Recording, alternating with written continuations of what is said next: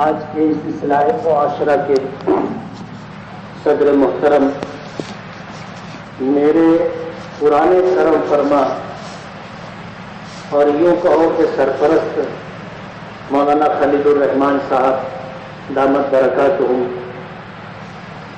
دیگر علماء کرام، بزرگوں اور دوستوں،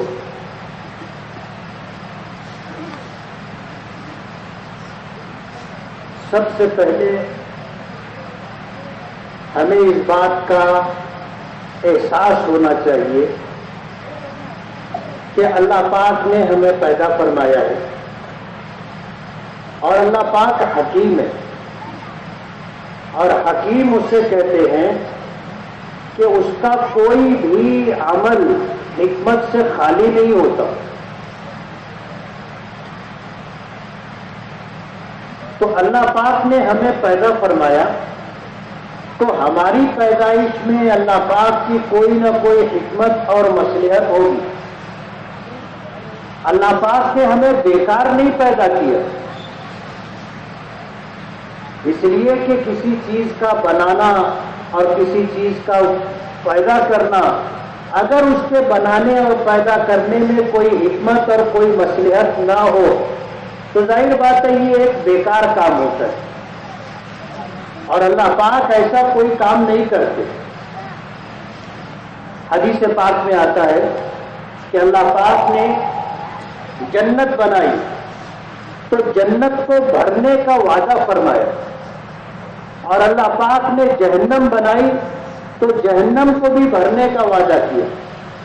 اور اس کائنات میں اللہ پاک نے بے شمار مخلوقات پیدا کی۔ کتابوں میں ایسا پڑھا، قرآن و حدیث میں تو یہ بات نہیں ملی، لیکن کتابوں میں ایسا پڑھنے میں آیا کہ اللہ تعالیٰ نے 1,24,000 اور آپ نے 18,000 مخلوقات پیدا کی۔ لیکن اب جیسے جیسے انسان کے پاس وسائل، ذرائع، اسباب بڑھتے جا رہے ہیں، ہر آنے والا دن نئی نئی دریافت کے ساتھ سامنے آ رہا ہے۔ آج انسان آسمان کی بلندیوں تک پہنچ گیا اور زمین کی گہرائیوں تک، سمندر کے تہ تک پہنچ گیا، اور نئی نئی مخلوقات کی دریافت، یعنی جن مخلوقات کو ہم نے کبھی دیکھا نہیں تھا اور کبھی سنا نہیں تھا اور جن کے بارے میں ہماری کوئی معلومات یا تصور بھی نہیں تھا، ایسی مخلوقات آج ہم لوگوں کے سامنے آ رہی۔ تو اللہ ہی بہتر جانتا ہے کہ اللہ تعالیٰ نے کتنی مخلوقات پیدا کی، اللہ بہتر جانتا ہے۔ لیکن ان تمام مخلوقات کو اللہ پاک نے مکلف نہیں بنایا۔ اللہ نے ان تمام مخلوقات میں سے کسی مخلوق کو مکلف نہیں بنایا۔ اللہ تعالیٰ نے اگر مکلف بنایا ہے تو جنات و شیاطین کو۔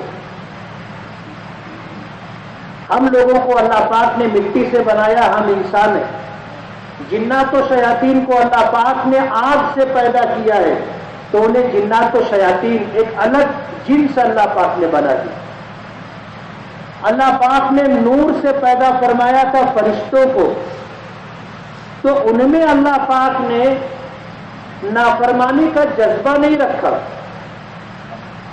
فرشتوں کے بارے میں قرآن پاک میں اللہ پاک نے فرمایا لا یعصون اللہ ما امرہم ویفعلون ما یؤمرون، کہ یہ یعنی فرشتے اللہ پاک کی کسی معاملے میں نافرمانی نہیں کرتے، جو انہیں کرنے کا حکم دیا گیا ہے وہی کرتے۔ کبھی اللہ کے حکم سے بال برابر بھی انحراف نہیں کرتے، بال برابر بھی اللہ کی نافرمانی نہیں کرتے۔ اللہ نے انہیں نور سے بنایا، اور انسان کو اللہ پاک نے مٹی سے بنایا، اور مٹی کا خاصہ یہ ہے کہ اس میں پستی ہے، اور آگ کا خاصہ یہ ہے کہ آگ جلاؤ گے تو وہ اوپر کی طرف اٹھتی ہے۔ آگ جلتی ہے تو آگ اوپر کی طرف اٹھتی ہے۔ یہی وجہ تھی کہ اللہ پاک نے جب حضرت آدم علیہ السلام کو بنانا چاہا، پیدا کرنا چاہا، فرشتوں کو حکم دیا کہ زمین پر جاؤ اور زمین سے مٹی اٹھا کر کے لاؤ۔ فرشتے زمین پر گئے، زمین پر آئے اور آ کر کے یہاں سے مٹی لے کر کے گئے۔ اللہ پاک نے حکم دیا کہ اسے گوندھا جائے اور پھر حکم دیا کہ ایسی شکل بنائی جائے۔ فرشتوں نے مٹی کو گوندھا اور پھر ایک شکل بنائی جس میں دونوں پیر ہے اور یہ ہمارا جسم ہے، دونوں ہاتھ ہے۔ جب سر بنانے کا وقت آیا تو اللہ پاک نے فرشتوں کو حکم دیا کہ اب جسم کا یہ حصہ ایسا بناؤ کہ اس میں سوچنے کی صلاحیت ہو، اس میں دیکھنے کی صلاحیت ہو، اس میں سونگھنے کی صلاحیت ہو، اس میں بولنے اور چکھنے کی صلاحیت ہو اور اس میں سننے کی صلاحیت۔ ظاہر بات ہے، آدمی سوچتا ہے تو دماغ سے سوچتا ہے، دیکھتا ہے تو آنکھ سے دیکھتا ہے، سونگھتا ہے تو ناک سے سونگھتا ہے، بولتا ہے تو زبان سے بولتا ہے، چکھتا ہے تو زبان سے چکھتا ہے، سنتا ہے تو کان سے سنتا ہے۔ یہ ساری چیزیں، سارے اعضاء اللہ پاک نے چہرے اور سر میں رکھے۔ فرشتوں کو حکم دیا کہ اب چہرہ بنانا ہے، سر بنانا ہے اور اس میں یہ ساری خصوصیات ہوں۔ فرشتوں نے اللہ کے سامنے اپنی عاجزی کا اعتراف کیا کہ اللہ ہم نہیں بنا سکتے۔ تو پھر آدم علیہ السلام کا چہرہ، آدم علیہ السلام کا سر اللہ پاک نے اپنے دست قدرت سے بنایا، جس میں یہ ساری صلاحیتیں اللہ پاک نے رکھی۔ اسی لیے حدیث پاک میں آتا ہے، ہمارے آقا جناب رسول اللہ صلی اللہ علیہ وسلم نے فرمایا کہ اگر کبھی کسی کو تنبیہاً سزا دینی ہو، مارنا ہو، تو سر اور چہرے پر نہ مارا جائے۔ کیوں؟ کہ یہ عضو اللہ پاک نے اپنے دست قدرت سے بنایا ہے، یہ قابل احترام ہے۔ سزا دینے میں، اپنی اولاد کو، اپنے شاگردوں کو تنبیہ دینے میں سر اور چہرے پر مارنے سے نبی کریم صلی اللہ علیہ وسلم نے منع فرمایا۔ اللہ نے ہمارا سر بنایا، ہمارا چہرہ بنایا، اس لیے اس کا احترام یہ ہے کہ اس پر ہاتھ نہ چلایا جائے۔ سزا دینی ہو تو اس سر اور چہرے پر نہ مارا جائے۔ اللہ نے یہ ساری چیزیں رکھی۔ اللہ نے ہمیں مٹی سے بنایا۔ جب یہ پورا جسم بن کر کے تیار ہو گیا تو اللہ پاک نے اس میں روح ڈال دی۔ جب روح ڈالی تو آدم علیہ السلام ہماری طرح، جیسے آج ہم ہیں، اسی طرح اللہ پاک نے آدم علیہ السلام کو کر دیا۔ اب آدم علیہ السلام، جب اللہ نے جان ڈال دی، روح پھونک دی اور یہ شکل اللہ پاک نے عطا کر دی، تو اللہ پاک نے تمام فرشتوں کو حکم دیا کہ آدم کو سجدہ کرے۔ تمام فرشتوں نے سجدہ کیا۔ اللہ نے انہیں نور سے بنایا تھا، ان میں نافرمانی نہیں ہے، بغاوت نہیں ہے۔ اللہ کے حکم کی تعمیل کی۔ آدم علیہ السلام کو اللہ پاک نے 7ویں آسمان پر بنایا تھا اور فرشتوں کو حکم دیا، انہوں نے سجدہ کیا۔ شیطان، ابلیس، اس نے سجدہ کرنے سے انکار کر دیا، سجدہ نہیں کیا۔ قرآن کریم میں 1 سے زائد صورتوں میں، مقامات پر اللہ پاک نے اس واقعے کو ذکر کیا ہے۔ اور شیطان و ابلیس سے پوچھا کہ جب میں نے سجدہ کرنے کا حکم دیا تھا تو تم نے آدم کو سجدہ کیوں نہیں کیا؟ تو شیطان نے تکبرانہ جواب دیا، تکبرانہ جواب دیا۔ جواب یہ دیا کہ آدم کو آپ نے مٹی سے بنایا ہے اور آپ نے مجھے آگ سے پیدا کیا ہے، اور مٹی کی خاصیت یہ ہے کہ اس میں پستی ہے، اس میں دنو ہے، وہ نیچے کی طرف رہتی ہے، اور آگ کے اندر تعلی ہے، یعنی آگ اوپر کی طرف بڑھتی ہے۔ تو میرا رتبہ، میرا درجہ آدم سے بڑھا ہوا ہے، میں آدم کو کیسے سجدہ کروں؟ علماء نے لکھا ہے، مفسرین نے لکھا ہے کہ شیطان کے دماغ میں یہ بات تو آ گئی کہ آدم کو مٹی سے بنایا گیا ہے اور مٹی میں پستی ہے، اور مجھے آگ سے بنایا ہے اور آگ میں علو اور بلندی ہے، تو میں آدم کو کیسے سجدہ کروں؟ میں تو آدم سے افضل ہوں. لیکن اس کے دل میں یہ بات نہیں آئی کہ آدم کو ٹھیک ہے مٹی سے بنایا گیا، لیکن حکم دینے والا تو رب العالمین ہے، جو خلاق عالم ہے. جس خدا نے آدم کو پیدا کیا، جس خدا نے مجھے پیدا کیا، اور جس خدا نے پوری کائنات پیدا کی، اور جس خدا کا حکم کائنات کے ایک ایک ذرے پر چلتا ہے، اس خدا نے مجھے حکم دیا ہے آدم کو سجدہ کرنے کا، تو مجھے سجدہ کر لینا چاہیے. اس کے ذہن میں یہ بات نہیں آئی. یہ بات آئی کہ میں افضل ہوں، میں بہتر ہوں، تو میں آدم کو کیوں سجدہ کروں؟ اللہ کے حکم کی نافرمانی کی، اللہ کی بات نہیں مانی. اللہ پاک نے فیصلہ فرمایا کہ شیطان کو جنت سے نکال دیا، آسمانوں سے زمین پر اتار دیا، اور ہمیشہ کے لیے مردود قرار دے دیا، اللہ کی رحمت سے محروم کر دیا. اللہ پاک کی لعنت اس پر برسی ایک نافرمانی کی وجہ سے. آدم علیہ الصلوۃ والسلام جنت میں تھے. جنت میں رہتے ہوئے آدم علیہ الصلوۃ والسلام کو تنہائی محسوس ہوئی. اللہ پاک نے آدم علیہ الصلوۃ والسلام کی تنہائی دور کرنے کے لیے آدم علیہ الصلوۃ والسلام کی بائیں پسلی سے اللہ پاک نے مائی حوا کو وجود عطا کیا. تفصیلی واقعہ ہے، اور ابھی وقت اتنا نہیں ہے کہ میں تفصیل سے اس پورے واقعے کو بیان کروں. بڑی عجیب و غریب بات ہے اور عجیب و غریب واقعہ ہے. اللہ کی حکمت، اللہ کی مصلحت. لیکن آج ابھی وقت نہیں ہے، پھر انشاءاللہ کسی موقع پر جب تفصیل سے بات ہوگی تو مائی حوا کو اللہ پاک نے پیدا فرمایا تو کیا شکل تھی اور کیا کیا کیا واقعات پیش آئے تھے، وہ انشاءاللہ میں تفصیل سے بتاؤں گا.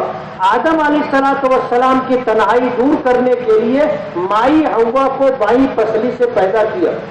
اور پسلی کیسی ہوتی ہے آپ کو پتہ ہے؟ بخاری شریف میں نبی کریم صلی اللہ علیہ وسلم کا ارشاد مبارک ہے کہ عورتوں کے ساتھ حسن سلوک کرو، پھر وہ چاہے ماں ہو، بیوی ہو، بیٹی ہو، بہن ہو. عورتیں کسی بھی صنف سے تعلق رکھتی ہو، ہمارے رشتے دار ہو نہ ہو، ہمارے محرم ہو نہ ہو، اللہ پاک نے ان کے ساتھ ہمدردی اور خیرخواہی کا حکم دیا ہے. اور یہ فرمایا کہ اللہ پاک نے عورتوں کو بائیں پسلی سے پیدا کیا اور پسلیوں میں سے اس پسلی سے پیدا کیا جو سب سے زیادہ ٹیڑھی ہے. تو عورتوں کی فطرت میں ٹیڑھا پن رہے گا. تم اگر چاہو کہ کوئی ایسی عورت جو فرشتہ صفت ہو نہیں ملے، اس لیے کہ اللہ پاک نے اس کو مرد کی بائیں پسلی سے پیدا کیا، اور بائیں پسلی میں جو سب سے زیادہ ٹیڑھی پسلی تھی اس سے اللہ پاک نے عورت کو پیدا فرمایا. نبی کریم صلی اللہ علیہ وسلم نے فرمایا کہ ان عورتوں کے ساتھ حسن سلوک کرو، اور یہ پسلی ٹیڑھی ہے، اس کو تھوڑا سا دبا کر کے رکھو کہ زیادہ ٹیڑھی نہ ہو جائے. ایک دم چھوڑ دو گے تو بالکل ٹیڑھی رہے گی. اور اس کو سیدھا کرنے کے چکر میں مت رہنا. اگر تم اس پسلی کو سیدھا کرنے کے چکر میں پڑو گے تو یہ ٹوٹ جائے گی، اور اس کا ٹوٹ جانا طلاق ہے. سمجھ رہے ہو؟ جتنے شادی شدہ ہے وہ میری اس بات کو سمجھیں، اور جن کی شادی نہیں ہوئی ہے ہمارے بچے اور نوجوان وہ اس بات کو سمجھیں کہ بیویوں کے ساتھ کیسا سلوک کرنا چاہیے. ہم بالکل سیدھی نہیں کر سکتے. اللہ پاک نے اس کی فطرت میں یہ ٹیڑھا پن رکھا ہے، اور یہ عورتوں کا قصور نہیں ہے. اللہ پاک کی حکمت و مصلحت ہے. اللہ پاک نے آدم علیہ الصلوۃ والسلام کی تنہائی دور کرنے کے لیے مائی حوا کو بائیں پسلی سے پیدا فرمایا، اور وہاں سے یہ سلسلہ چلا آ رہا ہے کہ آدم کو مٹی سے بنایا، ہم بھی مٹی کے بنے ہوئے. مائی ہوا کو اللہ پاک نے حضرت آدم کی بائیں پسلی سے پیدا کیا، تو مرد کی بائیں پسلی سے عورتوں کو اللہ پاک وجود عطا کرتے ہیں۔ آج کی سائنس اور ڈاکٹروں نے قرآن کریم کی ان تشریحات اور حدیث پاک کی ان وضاحت کے بعد جب تحقیق کی تو دائیں طرف کی پسلی مثال کے طور پر اگر 18 ہے تو بائیں طرف کی جو پسلی ہے اس کی تعداد 17 ہے، یعنی ادھر ایک ہڈی زیادہ ہے اور ادھر ایک ہڈی کم ہے۔ یہ اسلام کی حقانیت کی دلیل۔ نبی کریم صلی اللہ علیہ وسلم کے زمانے میں ایکس رے مشین تو نہیں تھی، ایکس رے مشین نہیں تھی اس زمانے میں، سونوگرافی کہو، MIR کہو، یہ سب نہیں تھا، لیکن اللہ کے نبی صلی اللہ علیہ وسلم نے جو بات فرمائی آج کی موجودہ سائنس اس کی تحقیق کرنے کے بعد تصدیق کرتی ہے کہ آج سے 1400 سال پہلے مسلمانوں کے پیغمبر محمد رسول اللہ صلی اللہ علیہ وسلم نے جو بات فرمائی وہ آج کی تحقیق سے صحیح ثابت ہوئی۔ تو بائیں طرف کی جتنی پسلی کی ہڈیاں ہیں وہ ایک کم ہے۔ اللہ پاک نے اس ہڈی سے عورت کو پیدا فرمایا ہے، یہ اللہ پاک کی حکمت و مصلحت ہے، اور یہ فرمایا کہ ان کی طبیعت میں ٹیڑھا پن رہے گا، تم اگر ایک دم آزاد چھوڑ دو گے تو وہ اور زیادہ ٹیڑھی ہو جائے گی، اور بالکل سیدھا کرنے کی کوشش کرو گے تو ٹوٹ جائے گی، اور اس کا ٹوٹ جانا طلاق ہے۔ ہم اپنی ماؤں بہنوں کو، بیویوں کو آزاد نہیں چھوڑ سکتے، یہ مرد کی ذمہ داری ہے کہ ان کی آزادی محدود ہے، ان پر پابندی عائد کرنا اللہ اس کے رسول کا حکم ہے۔ اسی لیے فرمایا کہ جب گھر میں بیٹی پیدا ہوتی ہے تو شادی ہونے سے پہلے، نکاح ہونے سے پہلے اس کی باپ کی اطاعت و ذمہ داری ضروری ہے۔ باپ کی بات مان کر کے، اطاعت و فرما برداری کر کے بیٹی زندگی گزارے گی، اور جب اس کا نکاح ہو جائے گا تو اب اس کے اوپر شوہر کی اطاعت و فرما برداری ضروری ہے۔ اب باپ اور شوہر میں تقابل کریں گے تو اس کو یہ ترجیح دینی ہوگی کہ میں اپنے شوہر کے حکم کی پابند ہوں، اب مجھ پر میرے باپ کا نہیں میرے شوہر کا حکم چلے گا۔ جو ہماری بچیاں بہنیں اس بات کو نہیں ملحوظ رکھ پاتی، نہیں سمجھ پاتی، ان کے لیے شوہروں کے ساتھ خوشگوار زندگی گزارنا مشکل ہو جاتا ہے۔ اور جن مردوں کو اس بات کا پتہ نہیں ہے وہ اپنی بیٹیوں پر شادی ہونے کے بعد جب اپنا حکم چلانے کی کوشش کرتے ہیں تو پھر اس کی زندگی اجیرن ہو جاتی ہے، پھر وہ عورت جو ہوتی ہے نہ شوہر کی ہو پاتی ہے نہ باپ کی ہو پاتی۔ سماج میں جو مرد حضرات ہیں ان کو سمجھ لینا چاہیے جب تک اپنی بیٹی کی شادی نہیں ہوئی اس وقت تک ہمارا حکم اس پر چلے گا، اور اس عورت کی، اس بیٹی کی ذمہ داری ہے کہ وہ اپنی باپ کی اطاعت و فرما برداری کرے، اور جب اس کا نکاح کر دیا، اس کو رخصت کر دیا، اب وہ شوہر کے حکم کے مطابق چلے گی، اب اس بیٹی کے اوپر باپ کا حکم نہیں چلے گا۔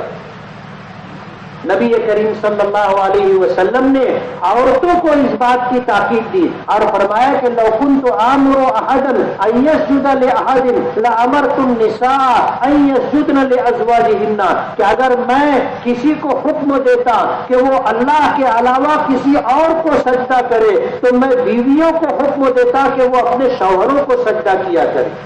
اللہ نے شوہر کا مقام و مرتبہ اتنا بلند رکھا ہے، اس لیے ہماری وہ بہنیں اور بیٹیاں جو زبان درازی کرتی ہیں اور شوہروں کو پلٹ پلٹ کر کے جواب دیتی ہیں، بعض گھرانوں میں ایسا ہوتا ہے کہ روزانہ تو میں ہوتی ہے اور آپس میں گالی گلوچ ہوتی ہے۔ اس بات کو سمجھنا چاہیے کہ اللہ پاک نے شوہر کا کیا مقام و مرتبہ رکھا ہے۔ نکاح کے بعد ہماری بہن بیٹی کو اس بات کا پاس و لحاظ رکھنا چاہیے کہ اللہ پاک نے شوہر کا درجہ یہ رکھا ہے کہ اگر کسی کو سجدہ کرنے کی اجازت ہوتی تو بیویوں کو حکم دیا جاتا کہ شوہروں کو سجدہ کیا کرے. اس لیے شوہر کی اطاعت و فرما برداری ضروری ہے، اور شوہر کی ذمہ داری ہے کہ وہ اپنی بیوی کے ساتھ حسن سلوک کرے، جیسا کھاتا ہو ویسا اپنی بیوی کو کھلائے، اور جس معیار کا کپڑا خود پہنتا ہے اس معیار کا کپڑا اپنی بیوی کو پہنائے، اور جہاں رہتا ہو وہاں اپنی بیوی کو رکھے. یہ شوہر کی ذمہ داری. شوہر نان و نفقے کا ذمہ دار ہے. بیوی کے تمام تر اخراجات نکاح سے پہلے باپ کے ذمے تھے، نکاح کے بعد شوہر کے ذمے ہیں.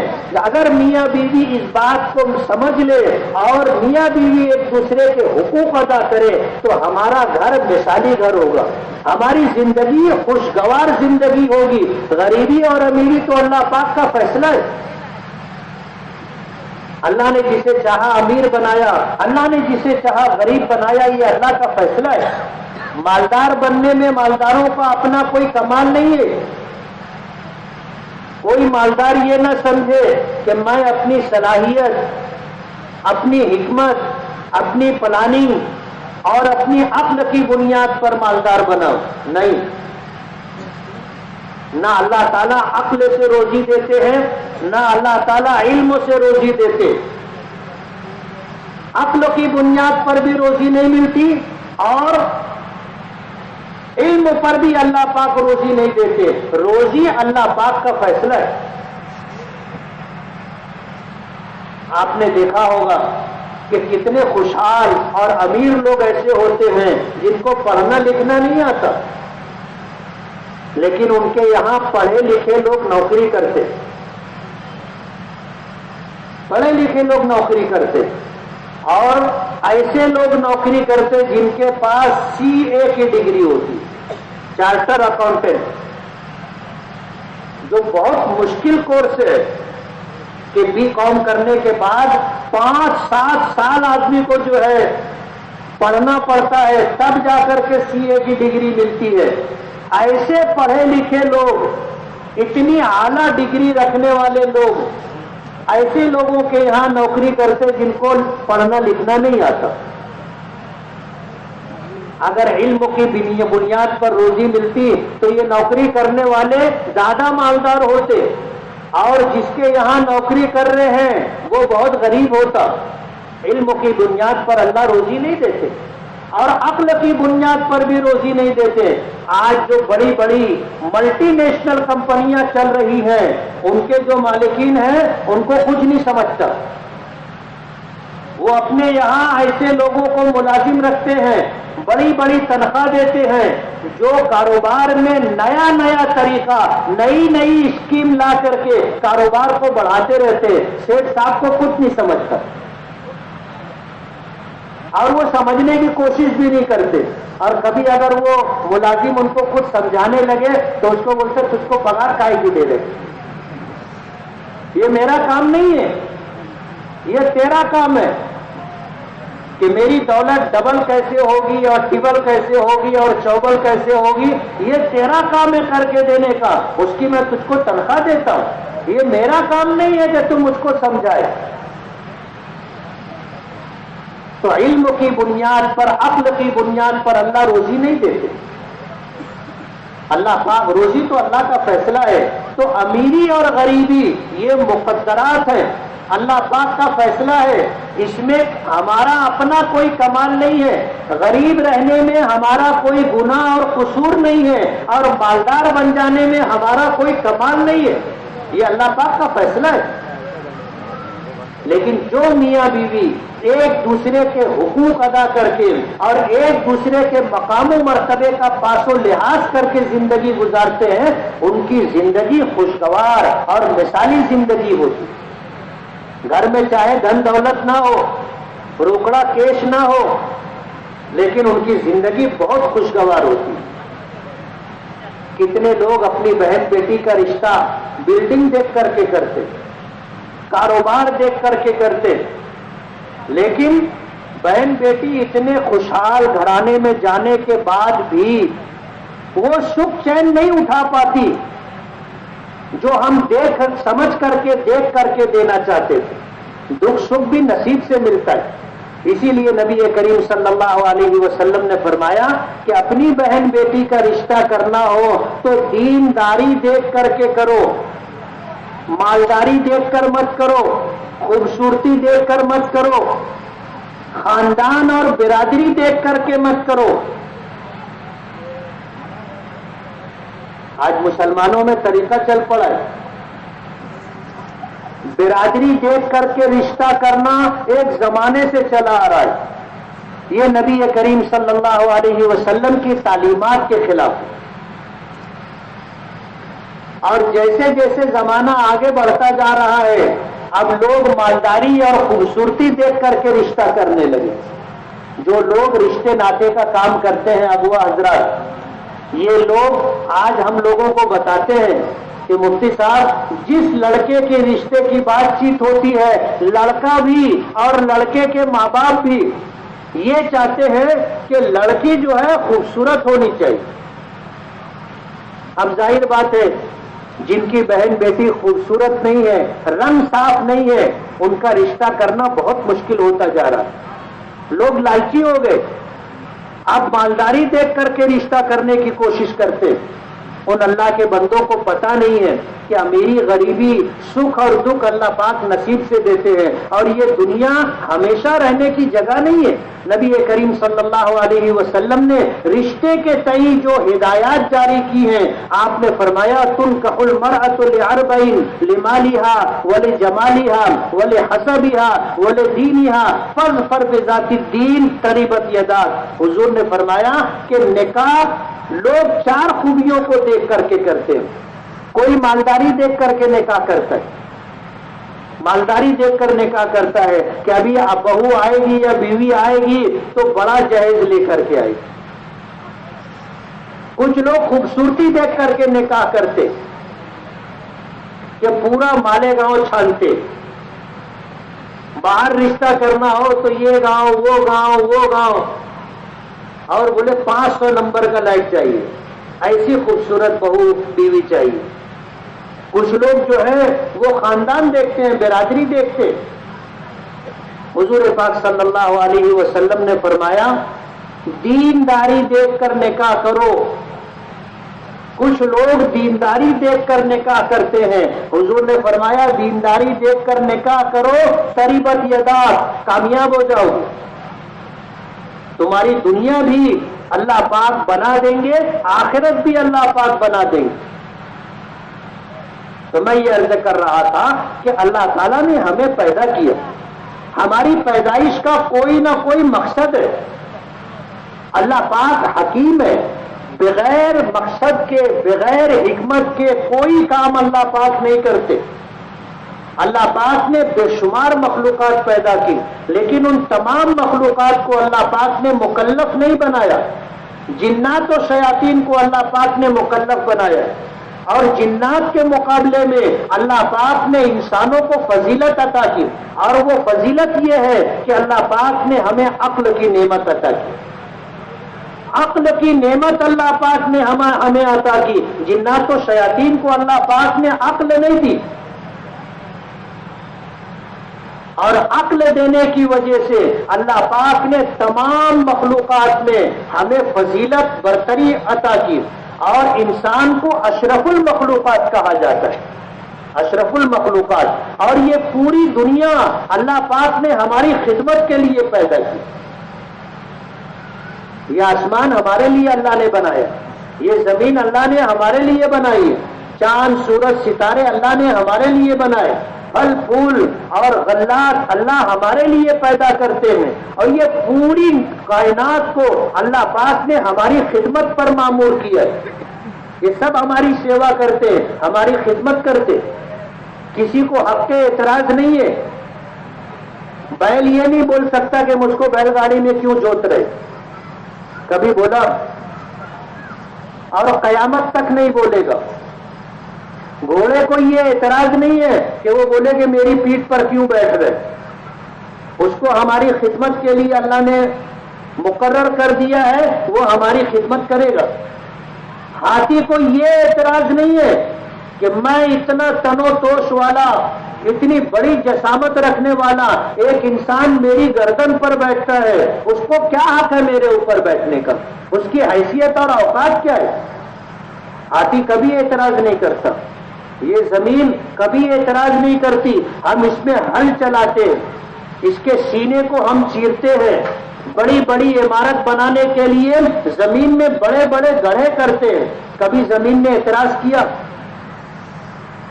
100 منزلہ ٹاور بناتے ہیں اور زمین کے ایک ٹکڑے کے اوپر اتنا بوجھ ڈالتے ہیں، زمین کبھی نہیں بولتی کہ میرے اوپر اتنا بوجھ کیوں ڈال رہے؟ کبھی بولی؟ اور قیامت تک نہیں بولے گی۔ اللہ نے اس کو ہماری خدمت کے لیے پیدا کیا۔ سرکار دو عالم صلی اللہ علیہ وسلم نے فرمایا ان الدنیا خلقت لکم، یہ پوری دنیا اللہ نے تمہاری خدمت کے لیے پیدا کی۔ وانکم خلقتم للآخرہ، اور اللہ پاک نے تمہیں آخرت کے لیے پیدا کی۔ ہم دنیا بنانے کے لیے نہیں آئے، ہماری دنیا تو بنی بنائی ہے، میرے نصیب میں جو ہے اس کا بنانا اللہ نے اپنے ذمے رکھا ہے، کسی اور کے ذمے نہیں ڈالا، نہ میرے ذمے نہ کسی اور کے ذمے۔ قرآن کریم میں 12ویں پارے کی پہلی آیت ہے وَمَا مِن دَابَّةٍ فِي الْأَرْضِ إِلَّا عَلَى اللَّهِ رِزْقُهَا، کہ روئے زمین پر جتنی مخلوقات ہے سب کو روزی دینے کی ذمہ داری اللہ نے لے رکھی، اور روزی میں ہماری ضرورت کی ساری چیزیں آتی ہے، جس میں سر کی ٹوپی بھی ہے، جس میں ہماری سوجھ بوجھ بھی ہے، آنکھوں کی بینائی بھی ہے، زبان کی گویائی بھی ہے، ناک کا اپنا کام اور کان کا اپنا کام، زبان کا اپنا کام، یہ سب روزی ہے۔ ہمارا یہ کپڑا روزی ہے، ہماری سواری روزی ہے، ہمارا مکان روزی ہے، یہ ساری ذمہ داری اللہ نے لے رکھی ہے۔ اور وقت کے ساتھ ساتھ جو وقت اللہ نے مقرر کیا ہے اس وقت پر ہمیں وہ چیز ملتی جائے گی، اللہ اسباب بھی پیدا کرتے جائیں گے۔ اللہ نے ذمہ داری لی ہے، دنیا بنانا میری اور آپ کی ذمہ داری نہیں ہے، یہ اللہ نے اپنے ذمے لے رکھا ہے۔ ہم اپنی محنت سے، ہم اپنی عقل سے، اپنے علم کی بنیاد پر روزی کم زیادہ کر لیں، حاصل کر لیں، یہ اختیار ہم کو نہیں، یہ فیصلہ اللہ رب العالمین کا ہے۔ اللہ جس کو چاہے امیر بناتے ہیں، جس کو چاہے غریب بناتے ہیں، لیکن اللہ نے جس کو امیر بنایا اس میں اس کا کوئی کمال نہیں، یہ اللہ کا فیصلہ ہے، اور جس کو غریب بنایا اس کا کوئی گناہ اور قصور نہیں۔ یہی وجہ ہے کہ نبی کریم صلی اللہ علیہ وسلم نے فرمایا اس دنیا میں اللہ پاک نے جس کو غریب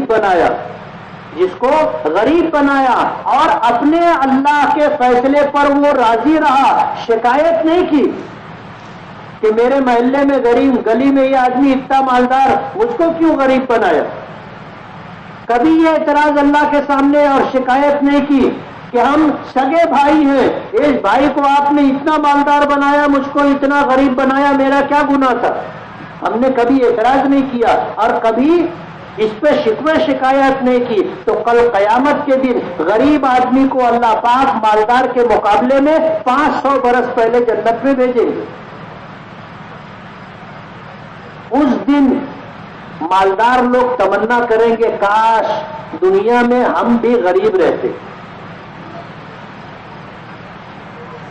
حسرت ہوگی ان کو، مالداروں کو۔ حدیث پاک میں آتا ہے ایسے بندے جن کو اللہ نے غریب بنایا اور دنیا میں جو محتاجگی کے ساتھ، غربت کے ساتھ زندگی گزارتے رہے، وہ دیکھتے تھے کہ ہمارا مالدار بھائی، ہمارا مالدار پڑوسی روزانہ انگور لے کر کے آتا ہے، روزانہ انار لے کر کے آتا ہے، روزانہ چیکو لے کر کے آتا ہے، روزانہ آم لے کر کے آتا ہے، اس کے بچے، اس کے گھر کے لوگ کھاتے ہیں اور ہمارے بچے ترستے رہتے۔ ظاہر بات ہے اس کے پاس مال ہے، اللہ نے اس کو امیر بنایا ہے، وہ لاتا ہے، ہم ترستے رہتے ہیں، ہمارے بچے ترستے رہتے ہیں۔ لیکن ہم نے شکایت نہیں کی اور اللہ کے فیصلے پر اعتراض نہیں کیا. کل قیامت کے دن اللہ پاک بلائیں گے غریب بندے کو کہ میں نے تجھ کو دنیا میں غریب بنایا تھا اور تو ترستا رہتا تھا, تیری حسرت کبھی پوری نہیں ہوئی. تیرے پڑوس میں, تیرے رشتہ داروں میں, تیری گلی میں, تیرے محلے میں ایسے لوگ تھے جن کا گھر دیکھ کر کے, جن کی سواری دیکھ کر کے, جن کا کپڑا دیکھ کر کے, جن کا کھانا دیکھ کر کے تیرا دل مسوستا تھا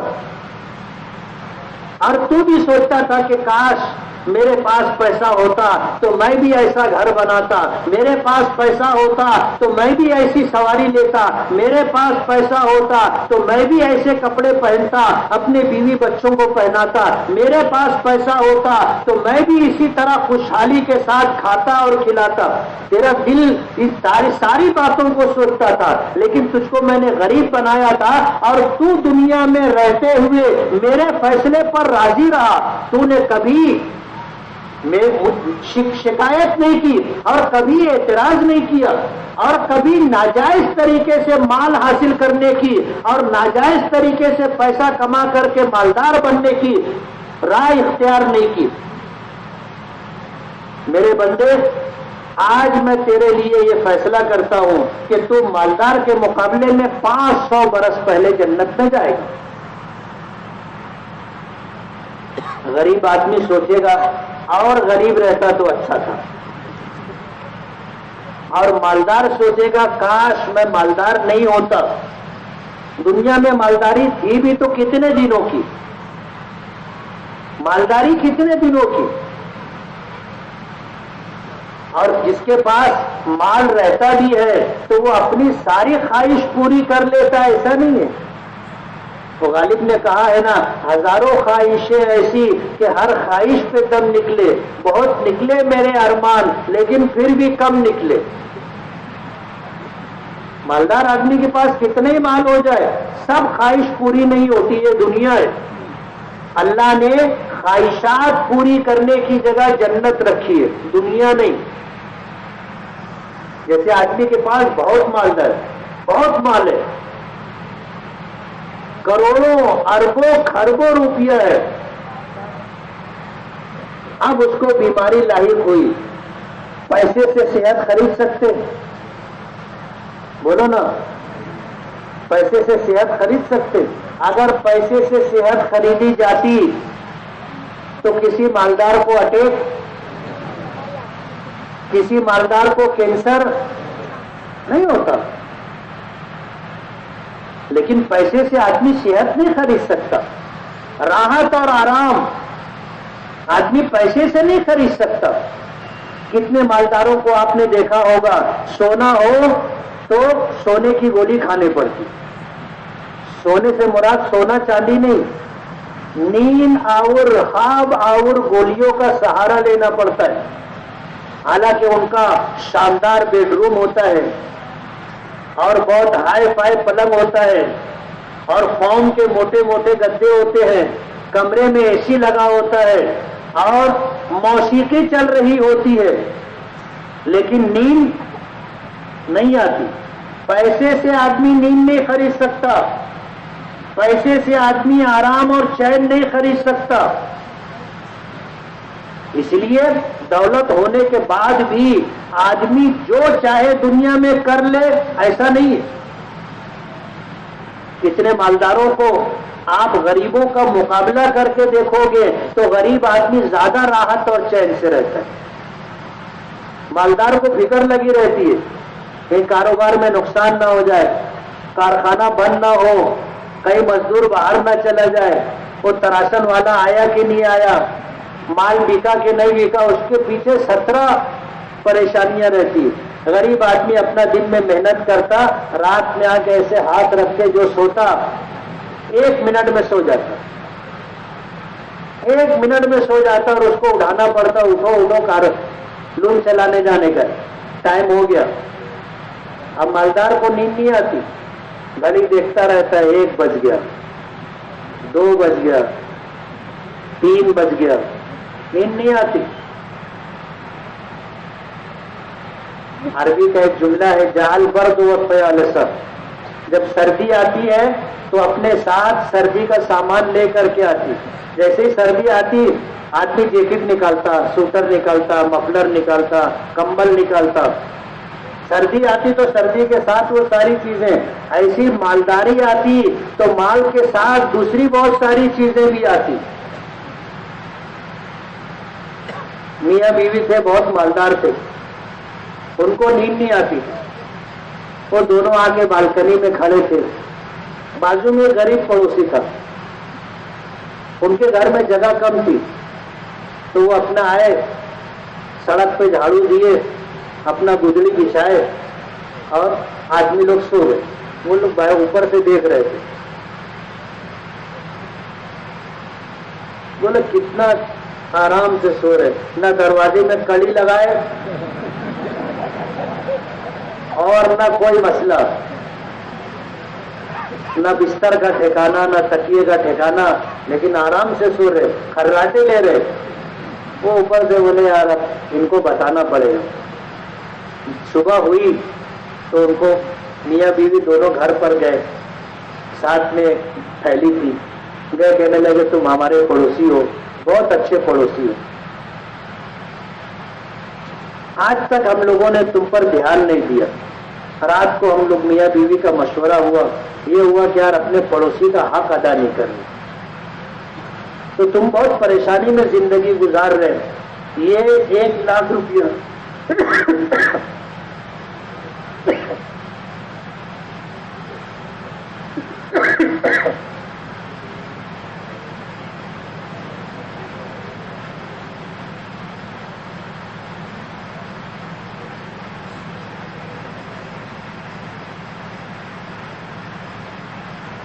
کہنے لگے تم ہمارے پڑوسی ہو،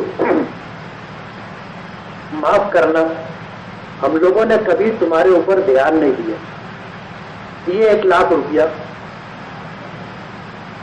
آپ لے لو، اپنی جو بھی ضرورت ہوگی، جو بھی کام کاج ہوگا تم کرنا، اور قرض نہیں دے رہے، ادھار نہیں دے رہے، واپس کرنے کی کوئی بات نہیں، بس اب تم کو دے دیے، کسی کو بولنا مت۔ اب 1,00,000 روپیہ غریب آدمی جو 10-20 روپیہ 100-50 روپیہ محنت کر کے کماتا ہو، 1,00,000 روپیہ ایک ساتھ نکلا تو ان کے تو وارے نیارے ہو گئے۔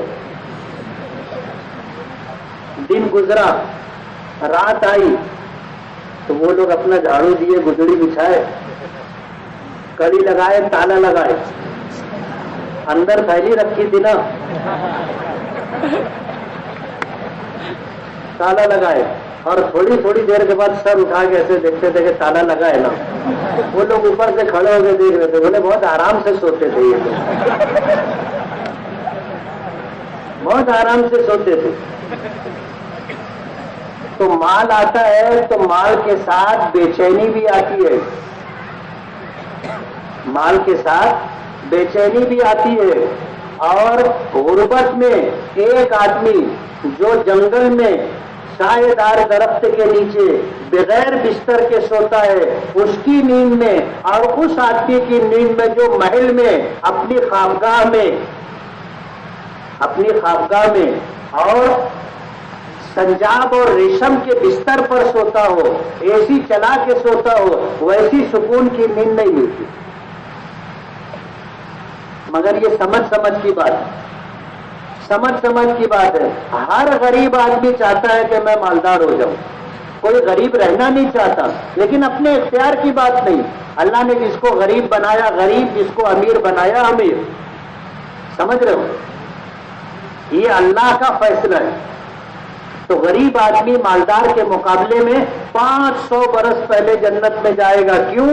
اللہ نے اس دنیا میں اس کو غریب بنایا تھا، اس نے اللہ کے فیصلے پر راضی رہ کر کے زندگی گزاری تھی، کبھی شکایت نہیں کی، کبھی اللہ سے یہ اعتراض نہیں کیا کہ میں نے کیا بگاڑا تھا آپ کا، کیوں مجھ کو غریب بنایا، نہیں، اللہ کے فیصلے پر راضی رہا، اللہ کے حکموں کو پورا کر کے دنیا سے گیا، اللہ پاک نوازنے کا فیصلہ فرمائیں گے 500 برس پہلے جنت میں۔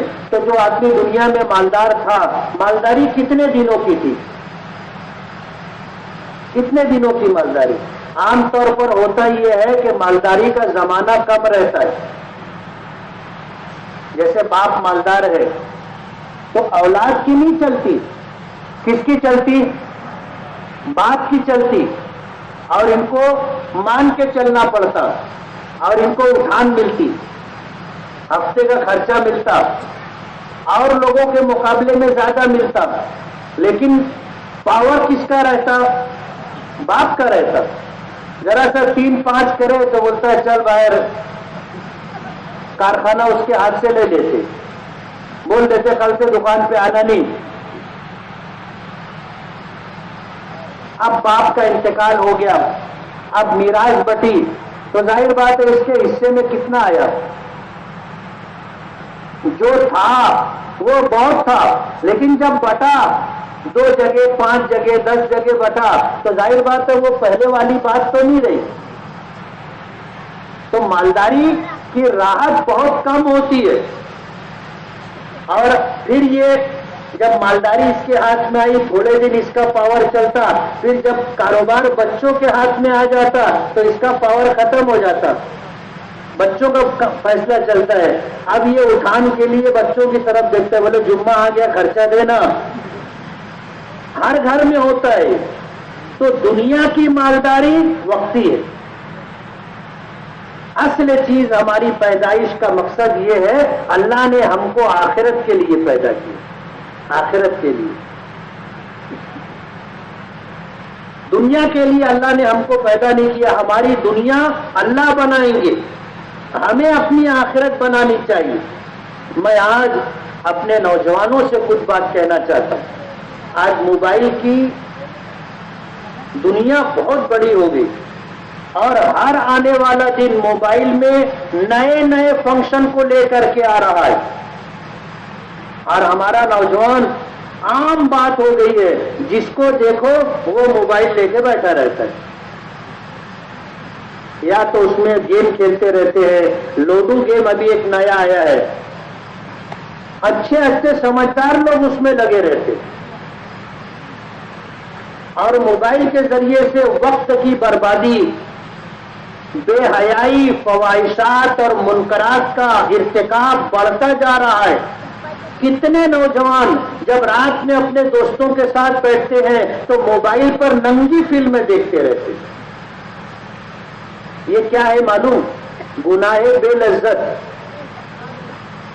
کون سا گناہ ہے؟ ذرا زور سے بولو، کون سا گناہ ہے؟ بے لذت. کچھ ملتا نہیں ہے، بلکہ ذہن خراب ہو جاتا ہے، سوچ خراب ہو جاتی ہے، نظر خراب ہو جاتی ہے، اور زبان خراب ہو جاتی ہے، دل پر اس کے برے اثرات پڑتے ہیں. آپ نے بلو فلمیں دیکھی، ننگی فلمیں دیکھی، آپ اپنا نقصان کر رہے ہو، اپنا نقصان کر رہے ہو. آپ کو ملا کچھ نہیں، وہ کسی طرح کی کوئی لذت نہیں. کچھ گناہ ایسے ہوتے ہیں جس میں لذت ہوتی ہے، جیسے آدمی زنا کرے تو اس کو منٹ 2 منٹ کی لذت مل جاتی، اور اس کا پیچھا پھر بہت بھاری ہو جاتا. تھوڑی دیر کی لذت، لیکن ہمیشہ کی مصیبت یہ. اور آدمی ننگی فلمیں دیکھتا ہے، گناہ بے لذت، کچھ نہیں ملا، کچھ نہیں ملا. اور ہمارا نوجوان طبقہ آج موبائل میں اپنی راتیں برباد کرتا ہے.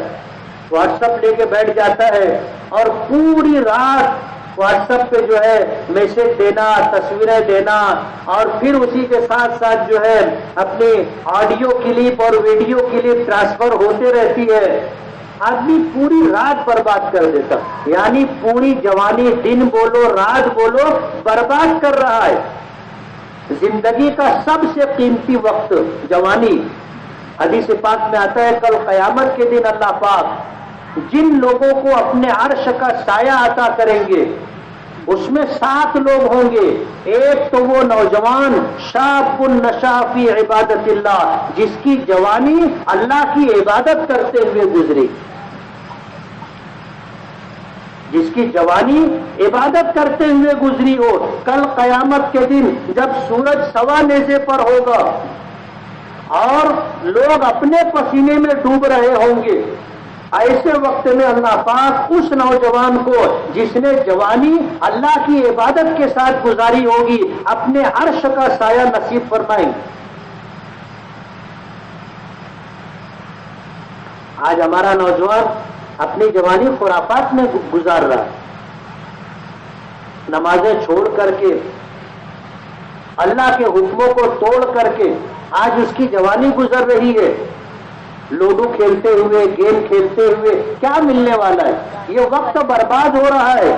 حدیث پاک میں تو ایک ایسی بات آتی ہے، آپ سنو گے تو حیرت ہوگی کہ جب جنتی جنت میں چلے جائیں گے اور جنت میں جانے کے بعد ان جنتیوں کو اللہ پاک جو نعمتیں عطا کریں گے اور اللہ کے ذکر پر، اللہ کی یاد پر جب ان کو نوازا جائے گا تو جنت میں ان کو حسرت ہوگی، کاش دنیا میں وہ اوقات جو اللہ کے ذکر کے بغیر گزر گئے، کاش وہ نہ گزرے ہوتے، ہم ہر وقت اللہ کا ذکر کر رہے ہوتے تو اس ذکر کے بدلے میں آج ہم کو جنت میں اور بھی نعمتیں ملتی۔ یعنی جنت میں سب کچھ مل چکا ہوگا، لیکن ذکر پر، اللہ کی اطاعت و فرما برداری پر، وقت کے صحیح استعمال پر اللہ پاک جو نعمتیں دیں گے ان نعمتوں کے بارے میں سوچے گا، کاش جو اوقات ہمارے خرافات میں، اللہ کی نافرمانی میں، اللہ کے ذکر اور اللہ کی یاد کے بغیر گزرے، وہ اوقات اللہ کے ذکر میں، اللہ کی اطاعت و فرما برداری میں گزرتے تو آج جنت میں ہمارے درجات اور بلند ہوتے۔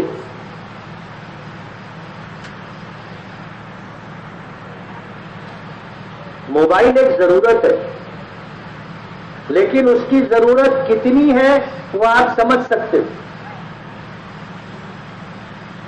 اس کی ضرورت صرف لال اور ہری بٹن تک ہے بس، باقی جتنے فنکشن ہیں وہ ہماری ضرورت نہیں ہے، الا ماشاء اللہ۔ بہت کم لوگوں کو دوسری چیزوں کی ضرورت پڑتی ہے، ورنہ یہ سارے فنکشن ہم لوگوں کی آخرت برباد کرنے کے لیے اسلام دشمن طاقتوں نے بنائے، اور ہر دن نیا نیا فنکشن آ رہا ہے، اور آدمی یہ پرانا موبائل جو ہوتا ہے اب 2-4 مہینہ 6 مہینہ استعمال کیا، اس کو اونے پونے بیچ کر کے پھر قیمتی موبائل لیتا ہے، اور وہ کمپنیاں 2-4 ہزار کی لاگت کا موبائل 10-20 ہزار روپے میں فروخت کرتے۔ آج ہمارا نوجوان اپنا سرمایہ بھی لگا رہا ہے، اپنا وقت بھی برباد کر رہا ہے، اپنی جوانی بھی برباد کر رہا ہے، اور دل و دماغ کو بھی تباہ و برباد کر رہا ہے۔ سماج اور معاشرے میں جو برائیاں اور خرافات آ رہی ہے یہ اجتماعی نقصان ہے، اجتماعی نقصان ہے، جو آج سماج کے اندر جو ہے عام ہوتی جا رہی ہے بات۔ انہی چیزوں کی وجہ سے آج فیشن بھی بڑھتا جا رہا ہے، اور ہمارے سماج میں بے پردگی بھی بڑھتی جا رہی ہے۔ ہماری مائیں اور بہنیں جو ہماری عزت ہے، ہماری مائیں اور بہنیں جن کا احترام، جن کی عزت ہمارے شریعت کا حکم ہے، آج وہ سب کچھ ختم ہوتا جا رہا ہے۔ نبی کریم صلی اللہ علیہ وسلم نے فرمایا، عورت کی سب سے بڑی خوبی یہ ہے کہ وہ پاک دامن ہے۔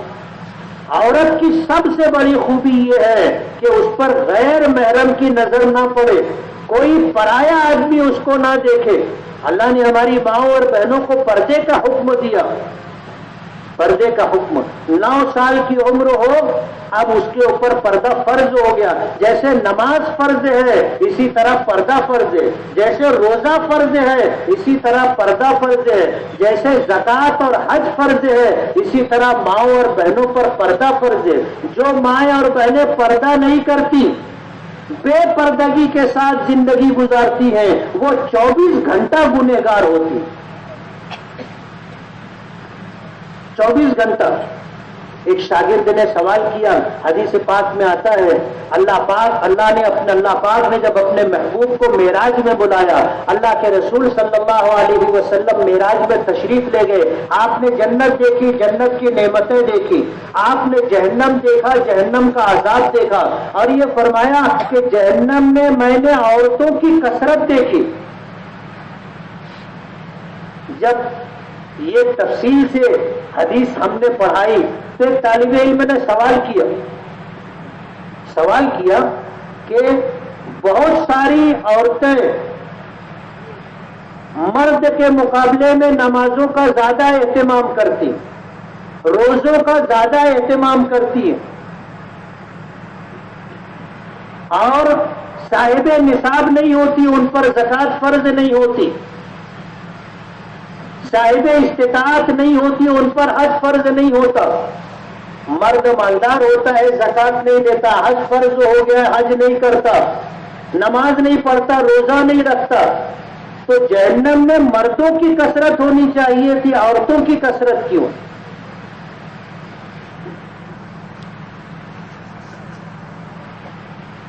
علماء نے، محدثین اور شارحین نے اس کی وضاحت کی، کہا کہ عورتوں میں دو باتیں ایسی ہیں جو عورتوں کو جہنم میں لے جانے کا سبب اور ذریعہ بنے گی۔ ایک تو ناشکری، شوہر کتنا ہی اچھا کھلائے، کتنا ہی اچھا پہنائے، کتنے ہی زیورات لا کے دے دے، کتنا ہی اس کی چاہتوں کو پورا کرتا رہے، اگر ایک مرتبہ تکلیف ہو گئی سب پہ پانی پھیر دیتی۔ بولے تمہارے یہاں جب سے آئی ایسے روزگار پڑا رہتا، ساری زندگی کی شوہر کی طرف سے راحتیں جو ملی تھی سب کا انکار کر دیتی۔ حضور پاک صلی اللہ علیہ وسلم نے فرمایا کہ تم ساری زندگی ان پر احسان کرتے رہو، لو احسنت علیہن دہرا، ہمیشہ تم احسان کرتے رہو، لیکن کبھی کسی دن کوئی تکلیف ہو گئی بس اس کی شکوے شکایات چالو ہو جائے۔ ناشکری کی وجہ سے جہنم میں عورتوں کی کثرت ہوگی۔ اللہ کو یہ بات بہت ناپسند ہے۔ کسی کے احسان کو بھلانا نہیں چاہیے، کسی کے احسان کو بھلانا نہیں چاہیے، لیکن آج ہم لوگوں میں احسان فراموشی ایک دم عام ہو گئی، بلکہ اب تو ایسا ہو گیا کہ جس کے اوپر احسان کرو وہی اپنا پیچھا اٹھا لیتا، جس کے اوپر احسان کرو وہی نقصان پہنچانے کے در پہ ہو جاتا، جس کے اوپر احسان کرو وہی بدنام کرنا شروع کر دیتا۔ ایسے احسان یاد رکھنا تو بہت دور کی بات، احسان کا بدلہ دینا تو بہت دور کی بات، جس پر احسان کرو وہ نقصان پہنچانے کے در پہ ہو جاتا، اور احسان فراموشی کی زندگی گزار رہا ہے۔ آپ کو سماج اور معاشرے میں بہت لوگ ملیں گے کہ جن کی کوئی حیثیت اور اوقات نہیں تھی، آپ نے ان کے ساتھ احسان کیا، اور احسان کر کے آپ نے ان کو کچھ دیا، کچھ بنا دیا، اور پھر وہ احسان فراموشی کی زندگی گزار رہے ہیں۔ ایک دم عام بات ہو گئی ہے۔ امام اعظم ابو حنیفہ رحمۃ اللہ علیہ کے متعلق آتا ہے کہ کوئی شخص انہیں برا بھلا کہہ رہا تھا، گالیاں دے رہا تھا، تو کھڑے ہو کر کے اس کو دیکھ رہے تھے اور کچھ سوچ رہے تھے۔ کسی نے ان سے پوچھا کہ کیا بات ہے، کیا سوچ رہے؟ بولے میں یہ سوچ رہا ہوں کہ میں نے اس کے اوپر کب احسان کیا، میں نے کب احسان کیا کہ جس کا صلہ اور بدلہ یہ مجھ کو دے رہا ہے۔ جس کے اوپر میں نے کبھی احسان نہیں کیا وہ مجھ کو کچھ نہیں بولتا، اور جس کے اوپر احسان کرو وہی گالی دیتا ہے، جس پر احسان کرو وہی برا بھلا کہتا ہے، جس پر احسان کرو وہی احسان فراموشی کرتا ہے۔ اللہ کو یہ بات انتہائی ناپسند، اور یہی وجہ ہے کہ اس عادت کی وجہ سے عورتوں کی جہنم میں کثرت ہوگی۔ اور دوسری چیز بے پردگی، پردہ نہ کرنے کی وجہ سے یہ 24 گھنٹہ گنہگار رہتی ہے۔ اس لیے اپنے گھر میں اپنی بہن بیٹیوں کو پردے کا عادی بناؤ، ان میں یہ غیرت بیدار کرو کہ تم ہماری عزت ہو، ہماری آبرو ہو، کوئی گندی اور پرائی نظر تمہارے اوپر نہیں پڑنی چاہیے۔ اپنی ماں اور بہنوں سے میں گزارش کروں گا کہ آپ بھی پردہ کرو اور گھر کی بچیوں کو بھی پردے کا عادی بناؤ۔ یہ ہماری شرعی ذمہ داری ہے، باپ کی ذمہ داری ہے، ماں کی ذمہ داری ہے، بھائی کی ذمہ داری ہے کہ وہ اپنے گھر کی خواتین کو، اپنی بچیوں کو، اپنی بہنوں کو پردے کا عادی بنائے، اپنی بیویوں کو پردے کا عادی بنائے۔ یہ ہماری ذمہ داری ہے۔ آج بے پردگی کی وجہ سے سماج برائیوں سے بھرتا جا رہا ہے۔ پرائی عورت کو دیکھنا آنکھوں کا زنا ہے، پرائی عورت سے بات کرنا زبان کا اور کان کا زنا ہے۔ آج ان چیزوں کا لحاظ اور پاس و لحاظ نہیں ہے لوگوں میں۔ شریعت نے تو پرائی عورت کو سلام کرنے سے بھی منع کیا ہے، سمجھ رہے ہو آپ؟ سلام دعا ہے۔ آدمی جب کہتا ہے السلام علیکم ورحمۃ اللہ وبرکاتہ تو وہ سامنے والے کو دعا دیتا ہے کہ اللہ پاک کی طرف سے تم پر سلامتی ہو، تمہاری جان، مال، دین و ایمان، عزت و آبرو محفوظ رہے، تم پر اللہ کی رحمت نازل ہو، تم پر اللہ پاک برکتوں کا نزول فرمائے، یہ دعا دیتا ہے۔ اسی لیے نبی کریم صلی اللہ علیہ وسلم نے ہر مسلمان کو اس بات کا حکم دیا کہ جب اپنے مسلمان بھائی سے ملاقات ہو تو سلام کرو، چاہے تم اس کو پہچانتے ہو یا نہیں پہچانتے۔ سلم علی من عرفت ومن لم تعرف، جس کو پہچانتے ہو اس کو بھی سلام کرو، جس کو نہیں پہچانتے اس کو بھی سلام کرو۔ ہماری شریعت کا حکم ہے۔ حضور نے فرمایا افشوا السلام بینکم تحاببتم، آپس میں سلام کو رواج دو، عام کرو، آپس میں محبت پیدا ہوگی۔ کینہ، حسد، منافقت، جھگڑا اللہ ختم کرے، سلام کو عام کرو۔ اتنی بہترین چیز ہے، لیکن مرد کو اجازت نہیں ہے کہ پرائی عورت کو سلام کرے۔ کیوں؟ ظاہر بات ہے، شروعات یہیں سے ہوتی ہے بگاڑ کی۔ عورتوں کو اجازت نہیں ہے کہ غیر محرم کو سلام کریں۔ کیوں؟ تاکہ برائی کو راہ نہ ملے۔ حتیٰ کہ یہاں تک حکم دیا کہ اگر کوئی دروازے پر آ کر دروازہ ٹھوکے اور پوچھے کہ امام صاحب ہیں کیا، سلام کرے تو عورتیں آواز کے ساتھ سلام کا جواب نہ دے، تاکہ یہ آواز باہر والا آدمی نہ سنے۔ اور حکم ہے کہ کڑک آواز میں جواب دینا چاہیے کہ نہیں ہے، مسجد میں جا کے دیکھو۔ سمجھ رہے ہو؟ بہت ایسے لچکتی ہوئی آواز میں جواب نہیں دینا، ورنہ گنہگار کے دل میں برائی آ جاتی ہے، شیطان اپنا کام چالو کر دیتا۔ بولے یار آواز اتنی اچھی ہے تو شکل کیسی ہوگی؟ سمجھ رہے ہو؟ شیطان بہت چمپئن ہے، بہت ماسٹر ہے اس سارے کاموں میں۔ اسی لیے گھر پر آ کر اگر کوئی پوچھے ہے کیا تو جواب کڑک آواز میں دینے کا، تاکہ دوبارہ دروازے پر آنے کی، ارے بولے یار اس کی عورت بہت کھڑوس ہے، گھر نہیں جانے کا۔ پردہ ہماری ماں اور بہنوں کے لیے آواز کا بھی پردہ ہے، آواز کا بھی پردہ ہے۔ پرایا مرد ہماری آواز بھی نہ سنے، ہماری شکل بھی نہ دیکھے، یہ ماں اور بہنوں کی ذمہ داری ہے۔ آج سماج کے اندر جو برائیاں عام ہوتی جا رہی ہیں وہ بے پردگی اس کا ایک بڑا سبب ہے۔ یہ ایسے بن ٹھن کر کے اور ایسے عجیب عجیب لباس پہن کر کے اور دکھاوے کے لیے، نمائش کے لیے جو طریقہ اختیار کیا جا رہا ہے، یہ اسلامی تہذیب نہیں ہے، اسلامی تعلیمات کے خلاف ہے۔ ان ساری چیزوں کا پاس و لحاظ کرنا بہت ضروری ہے۔ اصلاح معاشرہ کے اس جلسے سے میں اپنے نوجوانوں کو یہی پیغام دینا چاہوں گا کہ آپ موبائل میں اپنی راتیں، اپنے اوقات کو برباد نہ کریں۔ کل قیامت کے دن حسرت اور افسوس ہوگا، اللہ نے ہم کو اس کے لیے پیدا نہیں کیا، اللہ نے ہم کو آخرت کے لیے پیدا کیا۔ ہمارے دن اور ہماری راتیں اللہ کی اطاعت و فرما برداری میں گزریں، نمازوں کے اہتمام کے ساتھ گزریں۔